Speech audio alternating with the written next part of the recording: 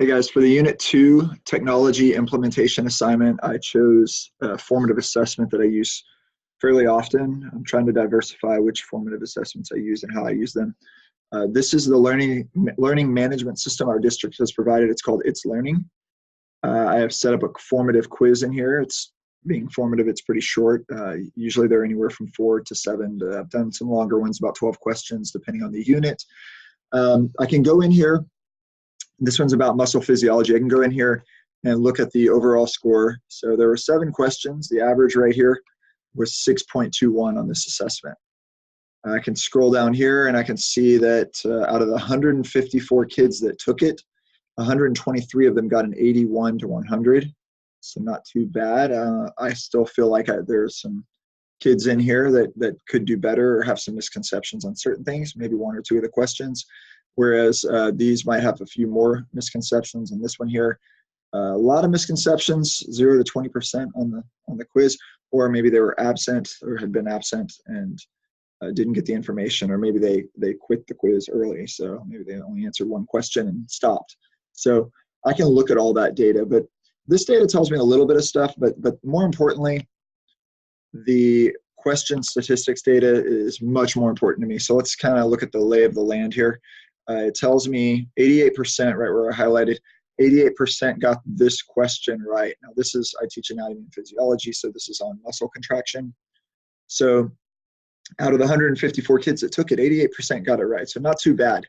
But what I like to do is I like to take it a step further in analyzing this, and I can do this the same day I give the quiz to the kids take it on their laptops, or I can do this analysis the next day with the kids. And that's why I like to take it a step further and do it with the kids, because then they're seeing their data.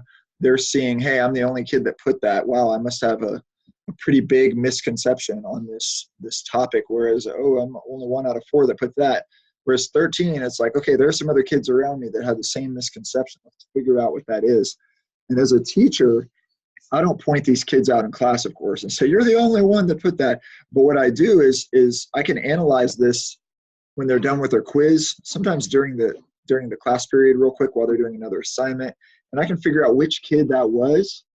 And then when I reteach the lesson or when I am spiraling it in later in the curriculum, I can focus on that kid during discussion. I can have certain types of discussions and link that to prior experiences with that particular kid or with these 4 kids or whatever, depending on the thing. So this topic, in general, 88% got this question right. So I'm not overly concerned, but I can analyze it down to the kid to make sure those misconceptions are cleared up, and also why the right answer is the right answer as well.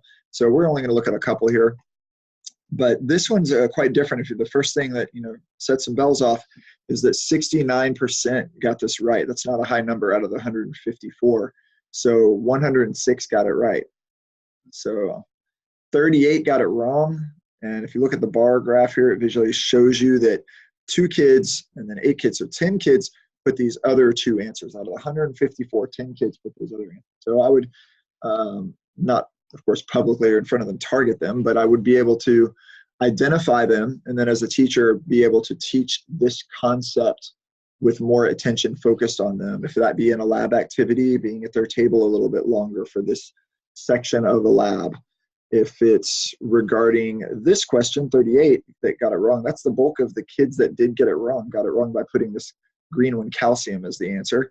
I can look at that and say, why is it potassium instead of calcium? What does potassium do for a muscle versus calcium? Kind of reiterate that in different ways for those kids also. And then, let's not forget the positive reinforcement of those kids that got it right. Some of them maybe guessed, most of them hopefully got it right because they understood it. I can reiterate why they got it right. And so that's very helpful. I really think it's important in formative assessment to not just analyze where kids are and to communicate that to kids, but also to go through this. So what I'm doing now is what you see on the screen is actually a lesson that kids get. They get this lesson. They see hey, I'm out of all these kids, I only have 1 other kid besides me that put magnesium as a choice. What in the world is going on there? Why did I think that? And so they really can authentically engage in these assessments and their data and take ownership and taking an active role in demonstrating their competency, as the ISTE standard says. Our administration and the district is very big on formative assessment. We've pushed that. We've supported that.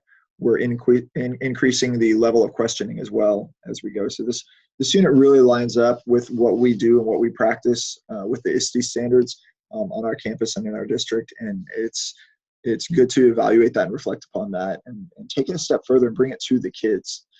This activity can be used not just in formative assessment for the material, but formative assessment for labs. I can put lab safety stuff on here or stuff we're doing the next day for a lab. And if I find out certain kids are weak in certain areas and that might be a safety concern, I can make sure the lab groups are designed where in one group there's a kid with certain strengths and certain weaknesses, and they can kind of help each other out and bridge that gap. It really closes the achievement gap for a lot of kids that struggle in the advanced class. So formative assessment is very helpful. Making it authentic, making it meaningful, making it personal to the kids helps a lot. Sometimes I'll have kids create the questions, and sometimes they're good, sometimes not so good. And then they can analyze the data of what everybody thinks about those questions. It's pretty neat. So great software, great to use. I've really gotten accustomed to digging a little deeper with this and even showing the kids the teacher version of this so they can see how I analyze the data and become part of analyzing data. I think that's important to include the kids. As soon as they take ownership, it's going to be much more authentic for them. So thanks for watching.